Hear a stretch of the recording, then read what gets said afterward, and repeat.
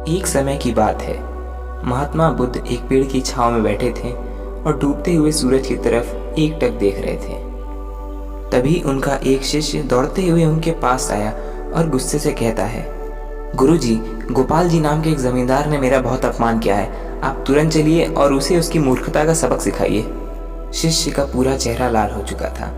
अपनी शिष्य की बातें सुनकर महात्मा बुद्ध सिर्फ मुस्कुराए और कहा, मेरे शिष्य, तुम तो एक बौद्ध हो और सच्चे बौद्ध का अपमान करने की हिम्मत किसी में नहीं होती। और वैसे भी अब इस घटना को तुम भूलने की कोशिश करो, फिर जब तुम इस घटना को भूल जाओगे तो अपमान कहाँ से होगा। इस पर शिष्य ने जवाब दिया, लेकिन गुरुजी, उस मूर्ख ने आपके प्रति भी अपशब्दों का उपयोग किया है।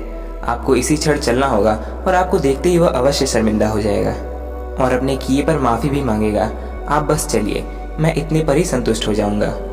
इस बात को सुनकर बुद्ध को समझ में आ गया कि शिष्य अब बदला लेना चाहता है और उसके मन में बदले की भावना प्रबल हो रही है। उन्होंने अपने मन में कहा, अभी इसको उपदेश देने का कोई फायदा नहीं है, इसे समझाना व्यर्थ होगा। फिर गौतम बुद्ध सोचते हुए कहते हैं, अच्छा ठीक है, अगर ऐसी बात है तो मैं तुम्हारे साथ अवश्य चलूंगा और उसे समझाने की पूरी कोशिश करूंगा, लेकिन हम आज नहीं, कल सुबह चलेंगे। फिर शिष्य ने कुछ सोचते हुए बोला, ठीक है गुरुजी, जैसी आपकी इच्छा। अगले दिन जब सुबह हुई तो जैसे उस बात का कोई अता पता ही नहीं था। शिष्य अपने काम में लगा था और गौतम बुद्ध अपनी साधना में थे। धीरे धीरे समय बीता और दोपहर होने लगी, लेकिन अभी तक शिष्य ने बुद्ध से कुछ नहीं कहा था। बुद्ध ने स्वयं शिष्य से पूछा, आज गोपाल जी के पास ना चलोगे? सर लटकाए खड़े शिष्य ने कहा, नहीं गुरुजी, जब मैंने इस घटना पर विचार किया तो मुझे इस बात का आभास हुआ कि भूल शायद मेरी ही थी।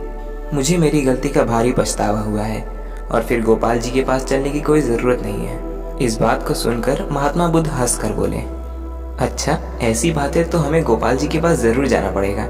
इस पर शिष्य ने कहा, लेकिन क्यों गुरुजी? अब तुम स्वीकार कर रहे हो कि भूल तुम्हारी ही थी, तो तुम अपनी भूल के लिए क्षमा न मांगोगे?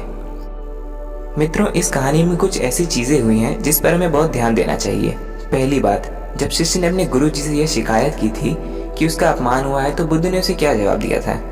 बुद्ध ने कहा था कि सच्चे बौद्ध का अपमान करने की किसी में हिम्मत नहीं है। इसका मतलब यह है कि आप जो हैं उस पर पूरा भरोसा रखिए। आप जैसा दुनिया में और कोई नहीं है।